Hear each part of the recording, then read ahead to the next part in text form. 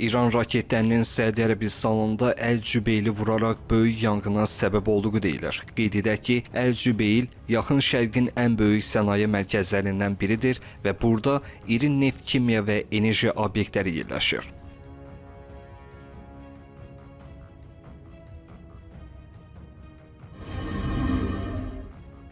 İranın Xorramşəhr şəhərində gəmi qayırmaz zavoduna zərbə endirilib. Bununla bağlı sosial mediada görüntülər yayılıb.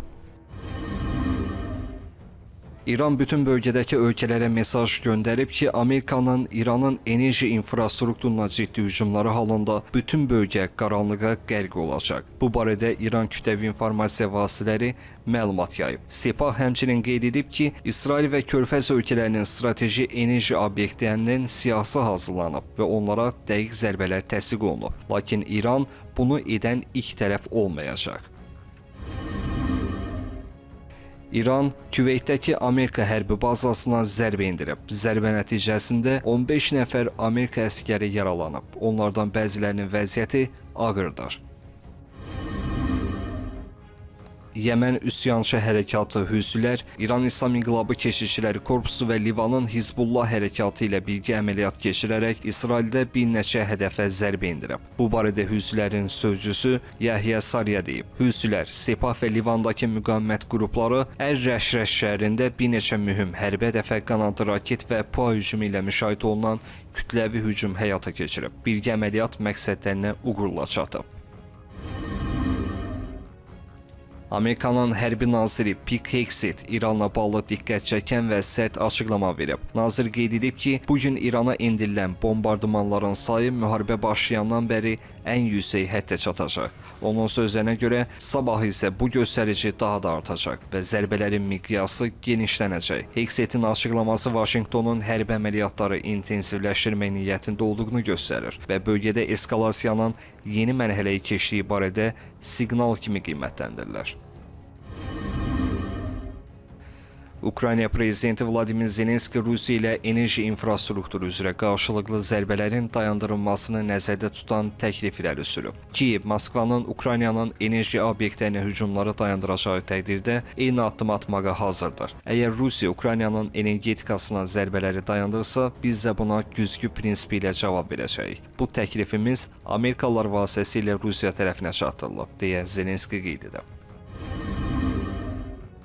Amerika kəşfiyyat məlumatlarına əsasən İran hava hücumlarına baxmayaraq raket infrastrukturunu rekord sürətlə bərpa etməyi bacarır. Z-Telegraf nəşrinin məlumatına görə İranın zərbələr nəticəsində zədələnmiş raket bazaları və buraxılış mövqeləri bəzən cəmi bir neçə saat ərzində yenidən fəaliyyətə qaytarılır. Ekspertlər qeyd edir ki, bu sürətli bərpa imkanının arxasında əsasən yeraltı raket şəhərləri, tunel şəbəkələri və mobil buraxılış sistemləri dayanır. İranın dağlıq relyefi isə bu obyektlərin aşkarlanmasını daha da çətinləşdirir. Qeyd olunur ki, nə qədər çox buraxılış sistemi məhv edilsə, qalanlarını tapmaq bir o qədər mürəkkəbləşir. Bu isə İranın müharibə şəraitində öz raket potensialını qoruyub saxlanmasına imkan verir. Amerika kəşfiyyatı hesab edir ki, bu faktorlar zərbələrin effektivliyini azaldır və İranın hələ də ciddi hərbi imkanlara malik olduğunu göstərir.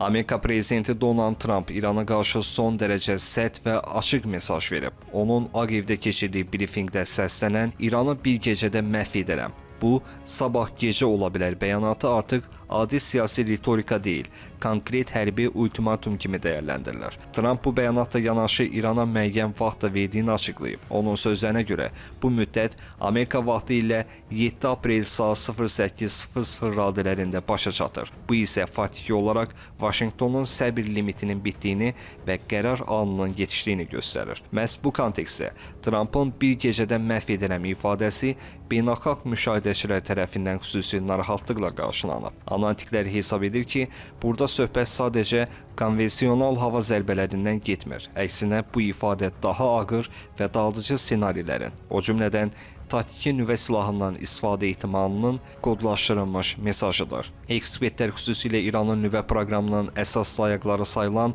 Fordo və Natanz obyektlərini mümkün əsas hədəflər kimi göstərir. Onların fikrincə, bu obyektlərin birdəfəlik sıradan çıxarılması üçün ən sərt variantlar, o cümlədən taktiki atom zərbəsi real müzakirə predmetidir. Belə bir ssenarinin reallaşması isə artıq yalnız İran üçün deyil, bütün region və dünya üçün yeni təhlükəli mərhələnin başlanğıcı ola bilər.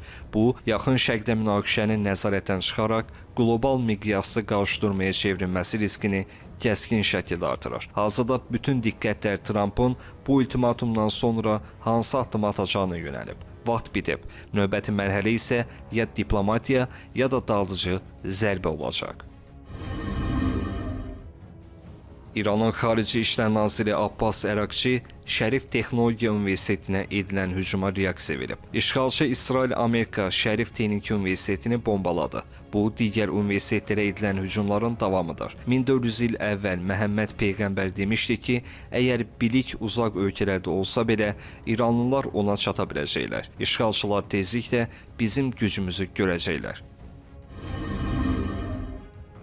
Amerika prezidenti Donald Trump Kürdlərin yaxın şərq münaqişəsində iştirakını istəmədiyini qeyd edib. Mən onların uzaq durmalarını istərdim, çünki onlar özləri ilə bir sıra problem və çətinlik gətirir, deyə Trump qeyd edib.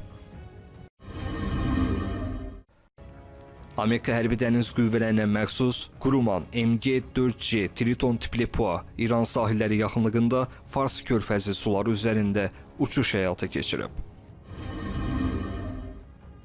İrandan Naxçıvana dron hücumu edilməsi ilə bağlı məsələ ilə bağlı danışıqlar aparıldı. Bu sözləri İran Xarici İşlər Nazirliyinin sözcüsü İsmail Beqai deyib. Düşünürəm ki, iki ölkə prezidentləri və Xarici İşlər Nazirləri arasında aparılan danışıqlar anlaşılmazlıqları aradan qaldırdı. İsmail Beqai qeyd edib ki, Türkiyə ilə bağlı da eyni məsələ olub. Biz Türkiyəyə bildirdik ki, İrandan heç bir atəş olmayıb.